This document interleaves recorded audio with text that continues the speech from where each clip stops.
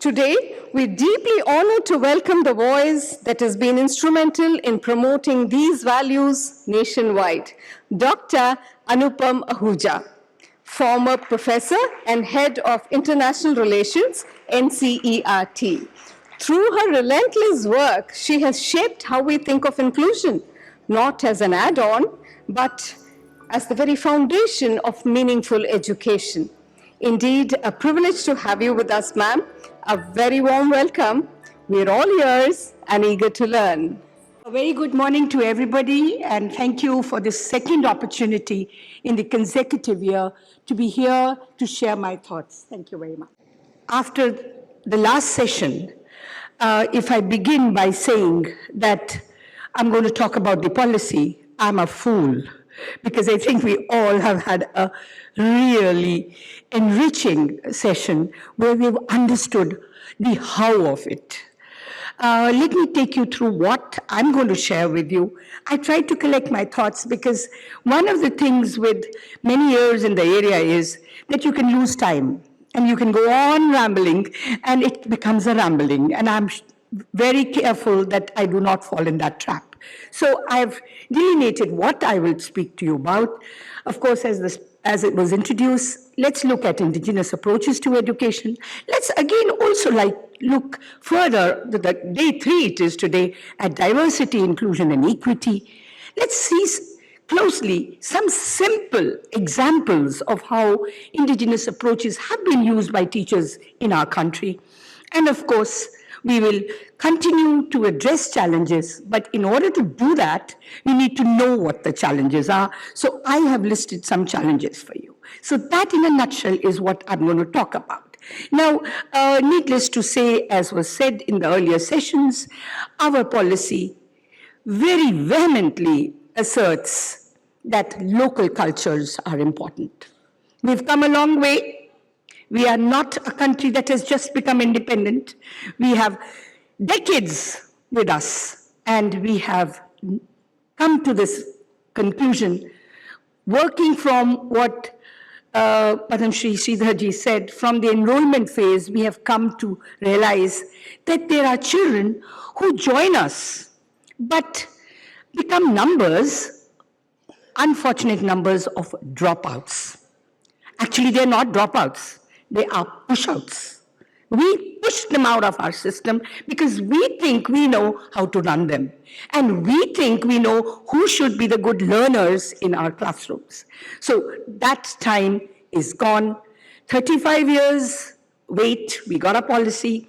5 years into implementation, the emphasis on local cultures, languages, traditions, and knowledge systems, and community-led education is what we have realized is something that is there at every 50 kilometers. We heard today our dialect changes. All this also changes. The respect for tribal, rural, and marginalized identities. You are not just a carpenter's son. You are a child in my class who has a place, and a child equal to any other child, father who could be a rich man. We do not decide where we are born. Birth is an accident. And to distinguish and discriminate children based on their birth is not the right way forward. That is what our policy asks us to think about. It asks us to remember that if I have to say something to someone who comes and bangs my car, a new one, my immediate reaction will be in my mother tongue, right? And if we are doing some calculations and we want to do some additions, some of us also start counting in our mother tongue. We don't say 3 plus 7 plus, but we say 3 jama, 4 jama, whatever, our mother tongue. So if that's something natural that happens, why should we talk to children in French? Why should we not allow them to learn and express themselves as they do when they are walking to our schools, when they are at home? So promoting our mother tongue is something that indigenous approaches to education make us think about.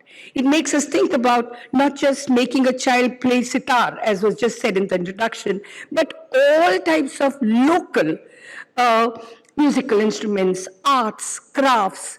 They should form part of curriculum, and not just as tokenism, but as a representation that values.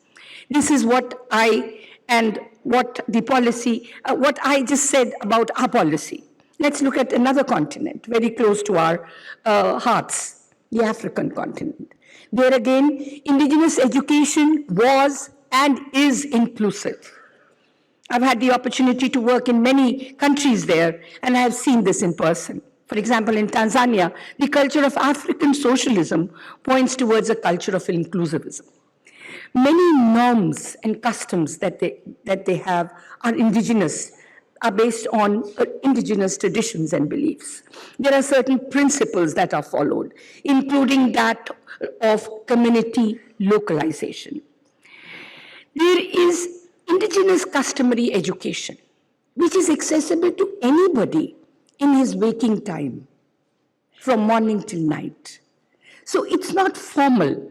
The content of education, which our policy talks about, is drawn from the physical and natural and social environments, which again are very closely linked with the religious and spirituality of people. The knowledge, the attitudes, the skills, the curriculum, all that is based on cultural transmission, okay, and knowledge creation and transformation. The content, educational, and practices are also based on the community. Now, having said all this, it appears that everything is hunky-dory. Of course, it's not. And one of my colleagues who I've worked with for long, Kisanji, says that very clearly. He says, we borrow principles on inclusion and how to go about it from the North. And we think that we have the right mix. But that's not the way forward, because the social, political, and economic state of a region is very different. And when what I've just said exists, why should we borrow from the North? Why can we not have what's there in the South allowed to flourish? And that same principle, I urge you all to keep in your pockets tightly packed today. We have a lot of wealth here in our country. We have practiced it for 70 long years. Our teachers have sweated it. Our teacher educators have sweated. And they vouch for it. We need to remember this and propagate that rather than get fancy ideas. Let's go and visit, let's observe, but let's only use what's useful for us and respect that. And that's what the content in the box asks us to talk about and think about. Let me now take you to thinking about diversity, inclusion, and equity.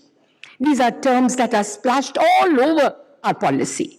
And when we're talking of indigenous education, they make a lot of sense. We've talked about how children learn differently. We've talked about different levels of academic understanding that children can have. Is that a crime? No. If I am a learner who likes to read aloud and understand, and I'm a learner who likes to read, something to myself in my own way, and I don't like an auditory input, that's okay. Another child can be a visual learner. Now, these are just styles of learning. If I was to ask this large crowd here, I learn slowly when? Look at yourself as a learner. I'm sure I'm going to have so many varied answers. In fact, I did this open-ended questions, I'll come to that, open-ended sentences. And one child in the class, just day before, kept saying, pass. When I said, just try to fill up, I learn slowly when? He says, pass. And I respected that and I passed it on to another child and yet another child, and other children gave responses. When we were done, this child raised his hand again and said, I want to give you an answer, ma'am. I did not realize that all of us learn slowly. I thought I was the only child who learned slowly, and you were asking me to fill in this blank. And now that you have asked all the others, I tell you, I learn slowly when I am hungry. And that's something my teacher never asked me. She went round and round, and I kept thinking it was very complex. But it's really, when I listen to my friends and you have applauded their answers, let me tell you, जब मुझे भूख लगी होती है मैं नहीं पढ़ सकता. And that's as simple as that. So the academic needs, we need to find out. We need to know that we need to make our infrastructure accessible to all. Not only on some days when inspectors come, but on all days. Right? And we also need to respect the psychosocial needs of our children. I think the last 2 days has vehemently stressed on that. We need to also remember that economic categories are created by us, not by children. So when children come from different households, they are different because households are different in our country, not because children become different. They are first children and then whatever else. And that's something that we need to remember when we're looking at diversity. The visual that I've added also says a lot about the diversity in our countries, in our country. I also want to draw attention, friends, to the fact that if I had a tenant, for example, and he refused to leave my home, I will go and knock at the legal system and say, look, I built this house with my sweat and blood. You know, I earned all my life, and I built this house, and now you're not vacating this floor. I need the floor, please vacate it. Now, if that please doesn't work, the legal system comes in.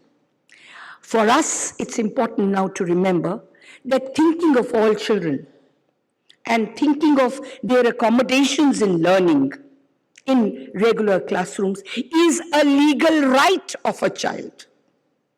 It's not that I am a good teacher, a sensitive teacher, a teacher who wants to do something good in my life so that my next birth is better. Some teachers, you know, and some individuals say that. It's not that. It's a legal right. We are signatories. Our policy says that. So we don't have a choice now. The time is not far when parents, we talked about their importance, are going to knock at legal doors and say, my child needs a digital input to learn this particular fact or content. The teacher has not worked on his digital learning style that is predominant, which is very clear to me. The last 3 months has been only print material. My Lord, tell me, how do I ensure that my child's needs are met in the classroom?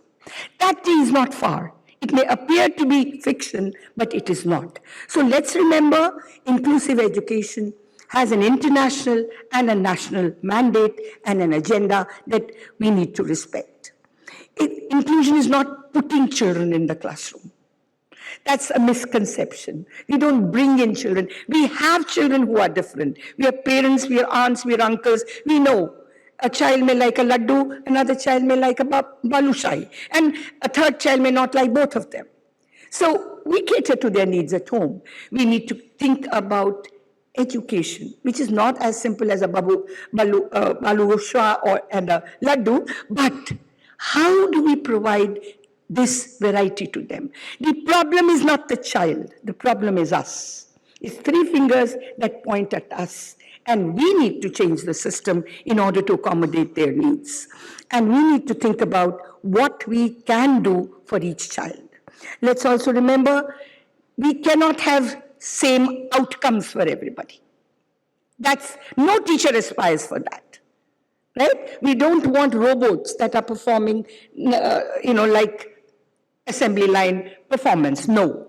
What we can do is provide equal opportunities so that each child can unfold the potential that's lying within.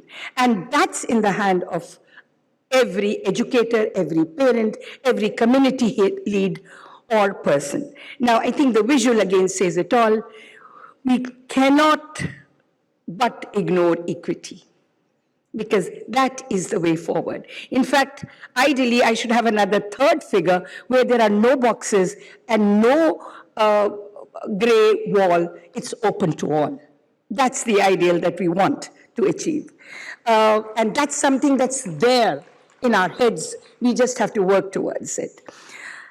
Why do we want to do this? It's very, very simple. Research gives us very simple answers why we need to do this. We need to do this because when we plan learning in settings where everybody is together, every learner is together, we are building inclusive societies. We are building better professionals who work for children. When we cater to diversity, we become a better professional. And most importantly, research tells us when we have diverse classrooms, each learner's performance improves. Contrary to our myth that, it takes more time, teachers are distracted. No. When we have inclusive classrooms, world over, our research findings tell us that every child's performance improves when we do it well. We can do it well only when we collate our minds and think together. This is one form of education which we have practiced. I am not saying throw it out of the window, but I'm just saying, like our policy says and our practice says, let's think how we can use our special educators with us.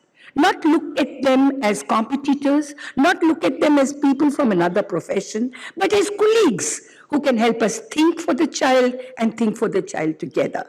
Because this sort of bifurcation of square pegs and round holes is not what society is all about. We all have to cross the same roads. We have to go to the same stores for our groceries. We have to have children live together right from the early years so that they understand each other's values and systems and know the strengths and weaknesses. We have also tried this. It's not worked too well because when there is no special educator, the child is no one's child. Because the general teacher does not own the child. The special educator is not there. She's also a human being. She has some needs. So when she's absent, these children are just left to the mercy of, well, let me not say it. So what we're talking about is this. We are not pointing a finger at a child. We are not saying you have the barrier. It's we who have the barrier, and we have to change our structure so that their needs are met along with other children, irrespective of their learning styles, their age, their sexual orientation, their color of skin, etc., etc. What we are talking about is, look at this carefully. I spent a lot of time doing this. Huh? There you go. That's what we are wanting. We are wanting to change the system to fit the needs of all our learners. And we are aware that this is going to take us time, but we are on the right track. We also know that our policy aligns, as I said right in the beginning, it promotes the mother tongue, it helps us look at our local knowledge systems, it helps us focus on issues which are cropping up every day related to our equity and access. How do we build an inclusive curriculum? It's easy said than done. How do we transact it in a way that parents also feel part of it? How do we transact it that we assess what a child has learned and not necessarily only what the child has not learned? Because often the focus is on what the child has not learned, and the red marks in any notebook says it all. We talked about just before tea, about how children should be made themselves responsible for their own assessments. These and many other ways we need to find out. The answers are with us. The idea is here to think together, to reflect on this. Nobody is coming with a magic wand saying, take this, go, and from Monday onwards, your classrooms will be inclusive. That's not something that we are wanting to do or can do. How do we get our community participating with us? And how do we ensure that children are happy? That, for me, is the litmus test of any classroom. If I can have happy children, I'm going to be a happy teacher. I'm going to be a happy parent. I'm going to be a happy aunt and uncle. And I will make my society happy. After all that we are doing is for the children. Why have we traveled and come all this way? Because we want our next generation to be better than us. Yeah? And it is not only for some children, it's for all the children. And that's something, a placard I saw in one school, it's etched in my mind.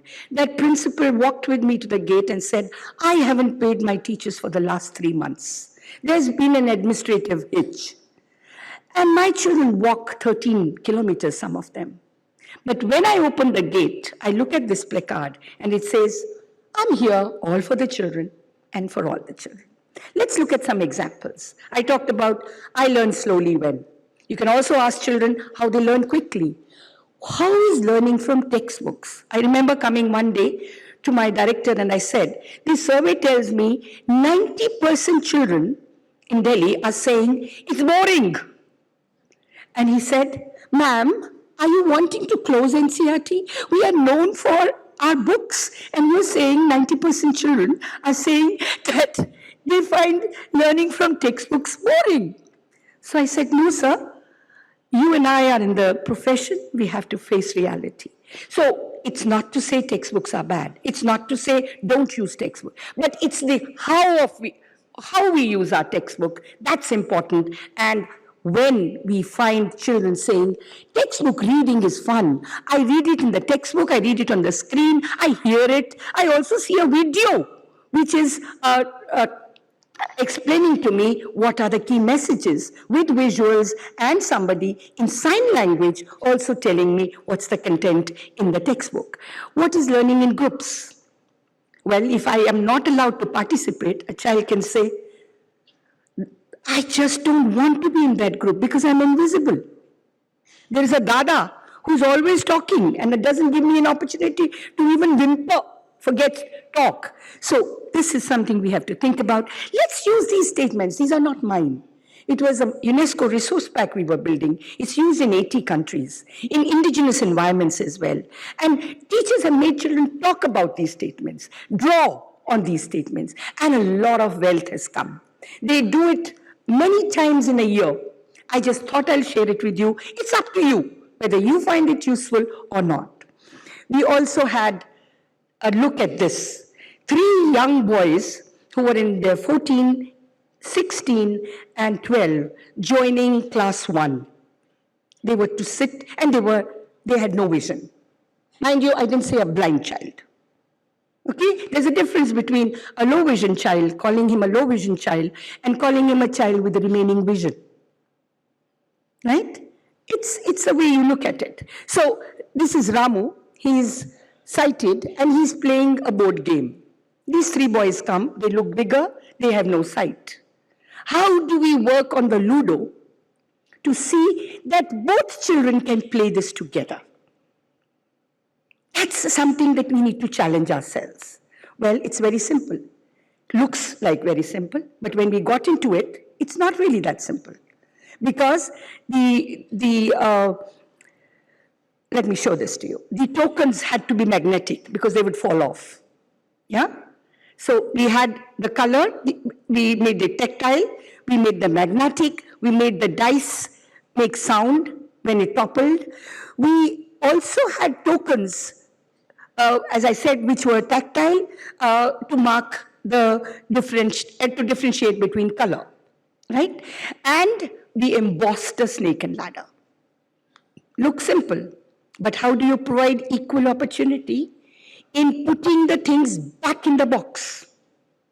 Because that's also something, you just can't play a game and go, right? So we gave a box with specific slots where you would put the digits, you would put the dice, and it had also in Braille written dice tokens, so that each child, irrespective of his visual capability, could put back the material and pack it and put it back. One of the things teachers always fear is, if you give them a puzzle, you give them oh ma'am, if the pieces are lost, the inspector will ask me. So let me not use it today, I'll use it next Wednesday. So that keeps getting, and it stays in the cupboards. Let's remember that whatever comes, if it's lost, it's broken, it's whatever, it's for our children. It's not for decoration in cupboards. And let's think how we can make it accessible to all. Here, what we learned from this was that this UDL material made learning fun in class. Yeah, it helped lay the foundation for inclusion because you play together. Now, playing is something that when you play together, you hold someone's hand, you give him a hug.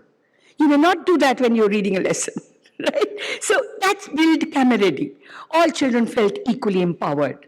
Subtly, it reinforced that no child needs extra help or assistance all the time.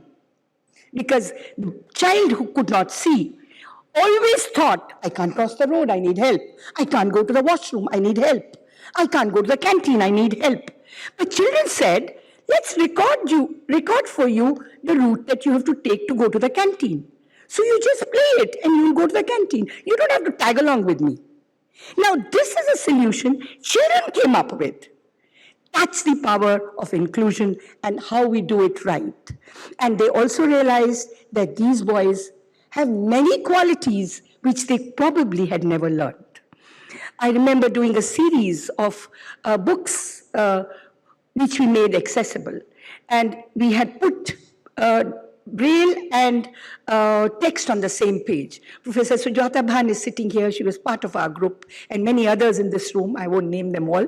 A parent in the tryout came to me in one morning, and this will never leave me, probably never till my last breath, this experience. That parent came to me and he said, the book, ma'am, the storybooks that you have sent, there are many other features, making it tactile, etc.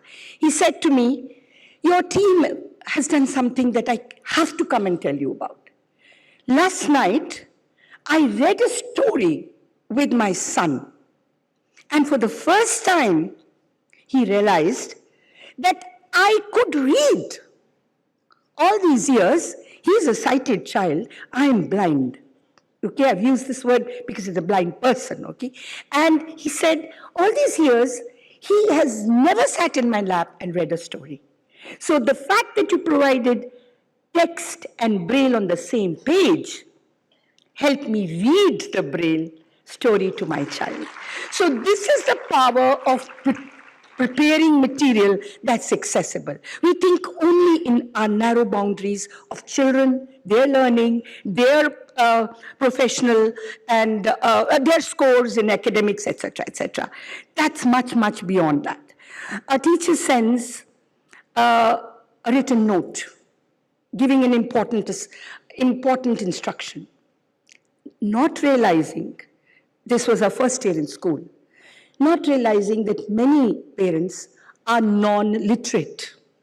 Mind you, I did not use the word illiterate, because literacy is an opportunity given to us. It's not belittling the parent in any way. So quickly she adapted. And you know what she did? She started sending red tokens in the lunch box. And she told the child, Lal matlab khatra. Khatra? Yes, they nodded. The parent understood them and they started coming. She would also send green tokens saying all is well between us. Okay, so it's not just raising an alarm, you have also to help parents feel that what they are doing is good. A teacher invited a carpenter who had learned carpentry skills from his great-grandfather, and he was a known carpenter. What did the carpenter come and do? Make simple mathematics, height, weight, volume, all that doable. And doable according to cultural conditions. This is what I call bringing the community in your own way. These are simple things. You don't have to think big. Small steps, practical steps, doable steps, one at a time, how they work helps a teacher build her confidence. And then sharing this. Don't make classrooms close compartments. Let's open our windows. Let inspectors come. Let them shout at us. So what? We know what we are doing. But if we share, we learn and we grow. That's what experience tells us. Here is an NGO in Jharkhand. Let's see what he did. They brought learning resources to primary schools. Well done, isn't it? Bringing learning resources. But there's a catch there.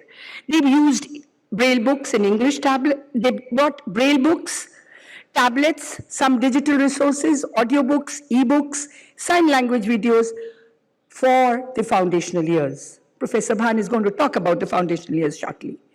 And the principal looked at all this material stacked up in the room and said, why is all this material sent in English? I mean, my children barely know the alphabets as yet, you know. So, मैं इसका क्या करूं? ये तो अंग्रेजी में है. That came the reply. It would be good for students to learn English from an early age. Okay? So, if that's your thinking, well, then you need to rethink.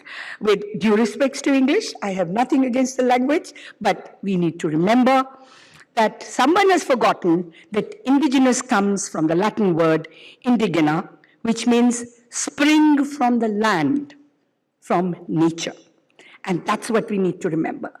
We need to also remember that there are challenges, big, big challenges. All this can look very nice and romantic and doable, and we can talk till the cows come home that indigenous education is the way forward. We have so much wealth, but we must also remember that we have a risk of tokenism rather than meaningful inclusion with indigenous education. We just do it just as a garnish, just to earn those brownie points with the right people. So that's something we have to be very cautious about. Limited representation of indigenous voices. Who decides what's indigenous and what needs to be carried forward? It needs to be done collectively. It needs to be done with wisdom. It needs to be done with the concurrence of community and elders and parents and other teachers and teachers who have retired. It has to be a collective effort. Only then will it really seep into the curriculum and into the psyche of the teacher. Of course, we have talked about this. Standardized testing undermines culturally diverse learning methods. Lack of trained teachers, fluent in tribal languages or local dialects. That's something we have really been struggling with in our country. If I switch right now to French for the next 5 minutes, I can bet my last dollar. In 3 minutes, you will be restless. Let's remember, our children are restless for days, years, when we are talking in a language that is not their language, at home, on the street, in the market, in the textbook. And they are so kind to us that they still sit and look at us like this.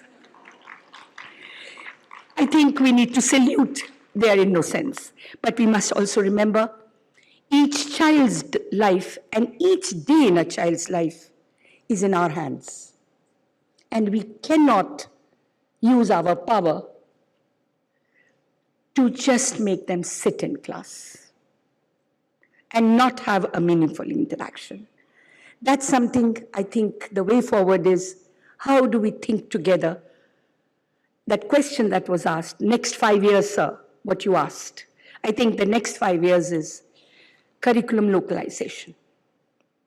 In all countries that we visit, they say, we sit in small groups, you know, and we print our own textbooks. I said, yeah, you're a Norwegian, you're a Finnish, you can do it. Come to my country. With my size, I can't do this. It's very good to see all this, but how do we still work on it? This curriculum localization, the tribal community's involvement, not tokenism, with pride.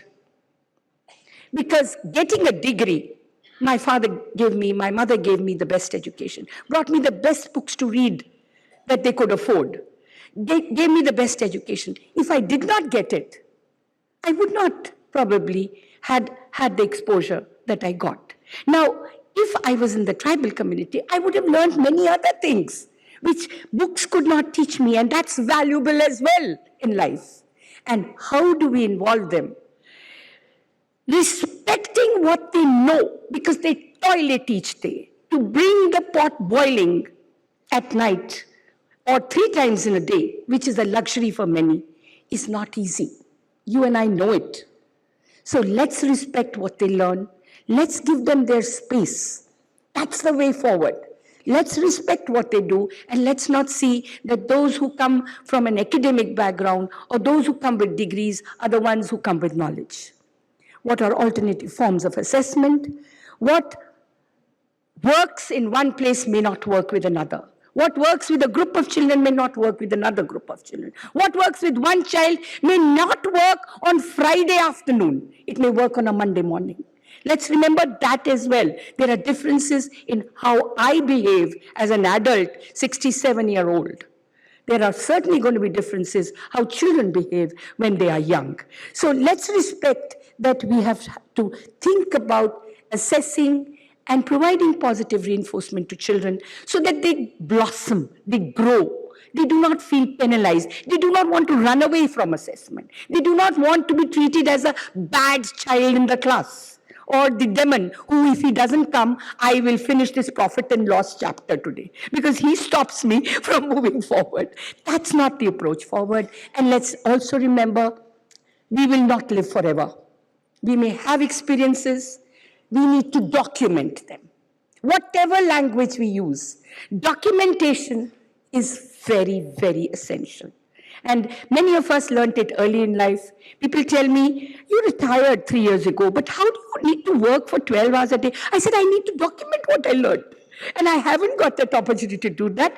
I do get now the time to document what little that I have learned during my journey of so many decades in this area. So I speak from personal experience because I think that touches you, you know, and not for any other reason. The idea is small or big. Let's have newsletters floating. Let's have e-content. You know, we need not print everything now. Let's just put small stories together. Weave them. Let a teacher feel accepted. Let her feel important in class. Let us feel that my story is read in Dubai, is read in Australia. And I have got a story from Australia as well. This can happen. This is not, rocket science anymore. Let's document, let's share, let's go together. Let's remember that NEP has offered us a visionary framework. A curriculum framework is there, textbooks are there. We couldn't see the 2 textbooks that he talked about, but I know I'm asked almost every day to come to NCERT because the textbook committee is on fire. We have to get textbooks out. Come, Anupam, help us do this, help us do that. And it's a constant force that's working to bring out good textbooks.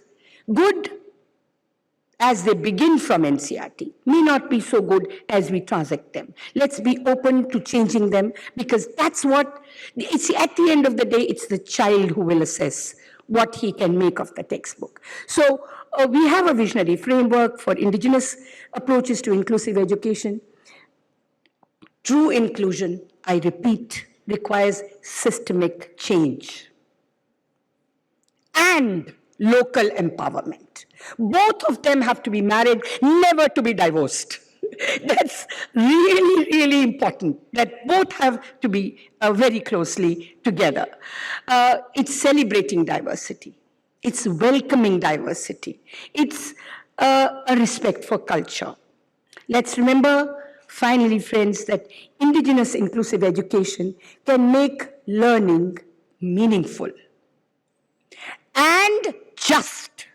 I think the word just for me is in red ink because we have to be, as educators, just.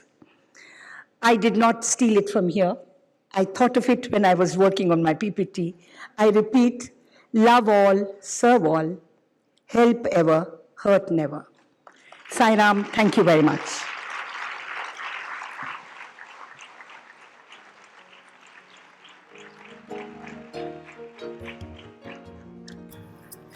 Thank you so much, ma'am, for that inspiring reminder that inclusion begins not just in policies, but in the everyday choices we make to honor every learner's potential and individuality. To felicitate our esteemed guest, I invite Srimati Chandra Janakiraman and Srimati K. Chandrika.